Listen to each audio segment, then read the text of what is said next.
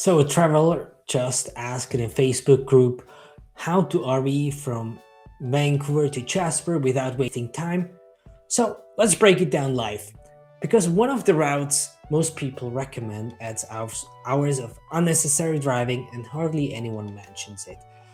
And also uses smarter alternative. I'm gonna compare the three real route options: the classic Rocky drives, the more efficient option, and a completely different border route most travelers probably overlook. And with that, let's gonna show you the questions.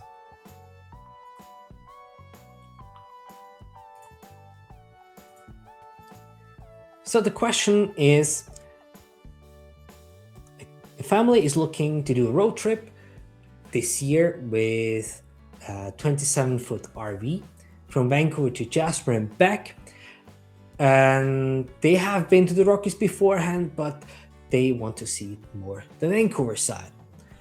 They are from UK, and they're gonna meet up with their daughter that flies in from Australia. And it would be better to start in Vancouver for them. Otherwise, they would get another connection from Calgary.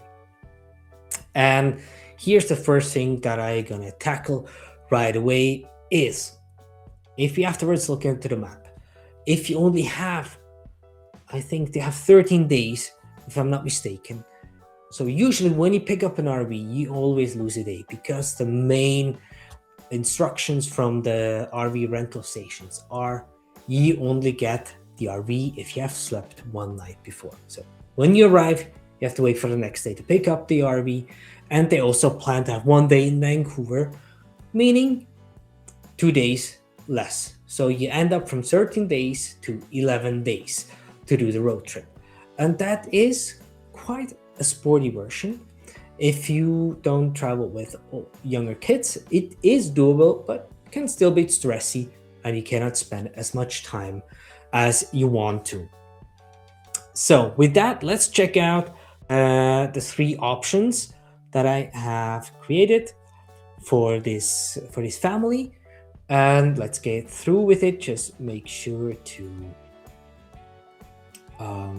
start with the first one. Alrighty, there you go. Let's share the entire screen. That's going to be easier. Okay, that's the first option I gave them to travel. So they said they don't need to see Banff, but from a route option perspective, that's the most smooth route to do, because you would lose the least time. And if you still don't want to see Banff as you think it's crowded, you already have seen it in a way, and you rather prefer crowd-free version, that's what they more or less said, and mustn't be a part of it. You could still do the whole thing, but avoid the crowds and do the less touristy things, or visit certain places that are not as crowded. Maybe if you go to these places in the late afternoon or early in the morning, so you can still plenty of things without the crowds and enjoy it. But that's the first option that you can use. Though one must admit, those are 2,000 kilometers long, so you might, that's basically when you start in Vancouver and don't start in Calgary. That's there you're gonna lose half of the way. So easiest way when you start from Calgary would be directly to Banff-Jasper and then do the whole route down. Would be easier, less time consuming. So in that case, I would always recommend doing it in Calgary. But one thing, if you rent an RV at one station and bring it back at the other station, or not the same station, it's always a bit more expensive. So that must be considered. Anyway, that's route option one. Pretty nice, still a few stops in between that aren't as fancy or as well known, but usually everybody drives through. So I would recommend staying in Vernon or Salmon Arm, and then in Golden or Revelstock, because these are two locations and places that most people drive through, but it's worth stopping there. And then in Banff, I would maybe consider going all the way up somewhere like Louise and stay there, or stay in Banff or Banff area. But you still can do plenty of stuff, like I said, that other people won't do as much. Like there's a wagon ride that I could recommend. There's Mount Norquay with a chairlift instead of doing the Banff gondola. So these type of things. Then Jasper and Whale Mount. Whale Mount is also a great alternative to Jasper, a bit less expensive, and you're still in the Rockies, close to Mount Robson. That's definitely worth a visit. We have it on our list this year too.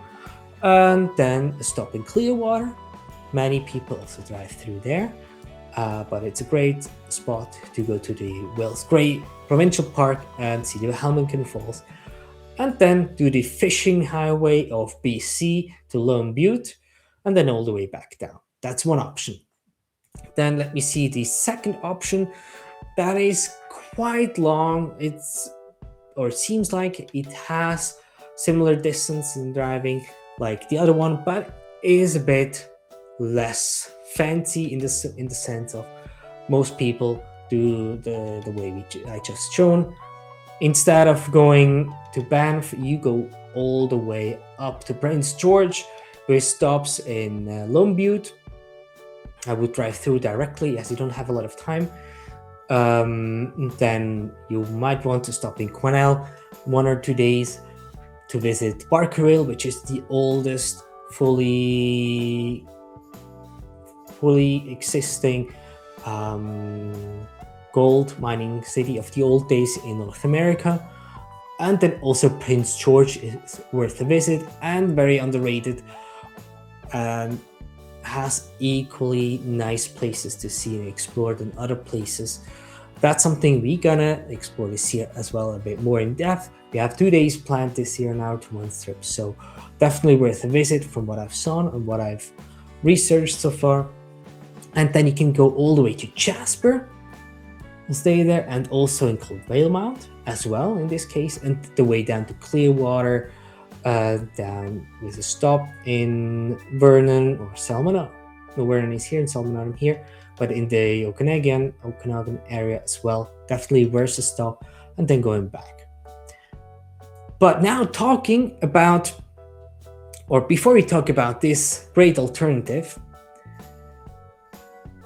if you have ever posted a trip question in Facebook groups and gotten 20 conflicting answers, that's exactly why I make these breakdowns, because sometimes just reading something or comparing to visualizing something is a whole different story. It makes sometimes things easier, and you get an idea how people look at trip planning, especially if a person like me does that on a regular basis and is kind of driving a car for me doing these things. It's like logical, and sometimes it's good to see the thinking behind, so you get a great idea.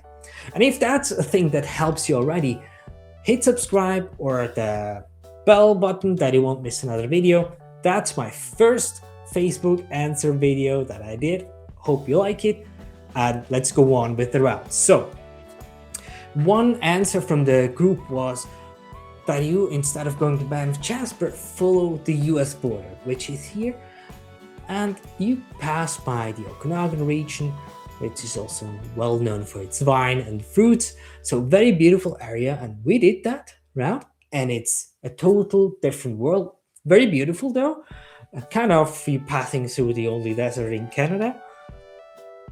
One might argue it isn't the real desert, but that's a whole different story.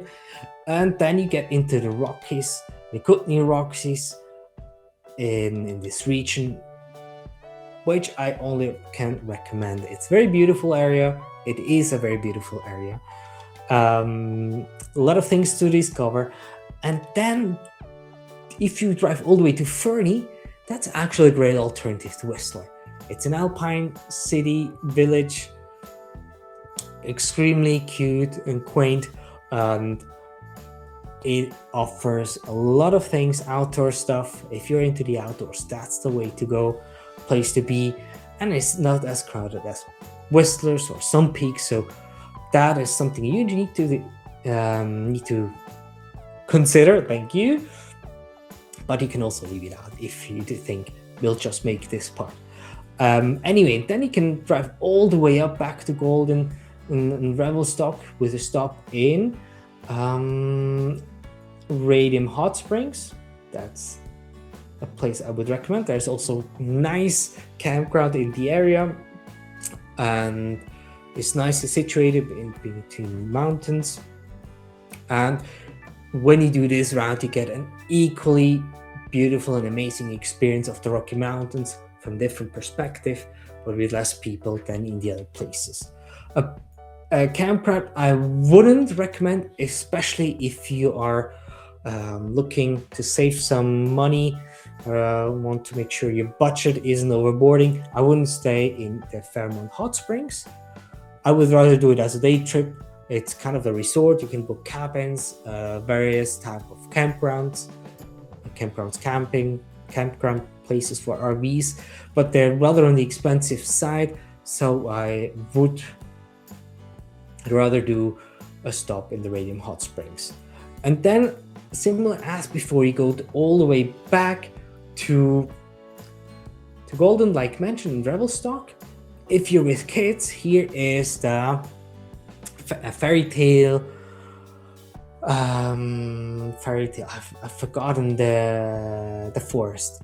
It's a fairy tale forest with fairy tale puppets made out of. I forgot it. I'll show it the next time, maybe. But it's a fairy tale forest, also with a climbing park, and it's worth a visit. Maybe if you do both parks, the forest fairy tale park and the climbing park, which is at the same place, you might count in a whole day. Bring your picnics, as there is also a walkway towards a little lake, which is super calm, and a great idea to just stop and breathe in the fresh mountain air and just be there for a minute. It's very calm, so great spot to recover. And then all the way back also is a stop in Vernon, maybe also consider Kelowna. If you're with kids, one great option in Kelowna, for example, or generally in the Okanagan Lake, they have floatable water castles that is great for adults and kids, so you can power out everybody. So everybody's going to be tired, which sometimes isn't a bad idea in the evening. If you are a talkative husband, as I am, your wife might be happy that you're going to be quiet in the evening. Anyway, all the way back via Merritt and Hope back to Vancouver. That is actually the longest route of the three. So, bit different route though, and definitely one that is covers more of the hidden gems of lesser known places, and is not the standard route that you would usually do. So I'm ending here the sharing of my screen, just to let you know if that helped you already, and if you want to know the different routes, I can put them in the comments below. And if you need any questions from me, just shout. You can also always book a call with me for some consultation. I do also travel recommendations or build up itineraries. So whatever you want, I can help you there too. Check out one of my past videos where I showed how you can build your itinerary within minutes, or AI tools that will help you building itineraries, especially if you're the kind of guy that does a lot of research, has plenty of browser tabs open, and I'll show you how you can avoid this a bit. Also, one of my upcoming videos will be about planning a Western Canada trip without spending hours going through blog posts, having tabs open and going through recommendations. How you can do that a bit faster process instead of hours. You've got to be done in minutes. Anyway, I'm talking too much. So if you have any trip questions, let me know in the comments. And otherwise, we're going to see us next week with the next Facebook question.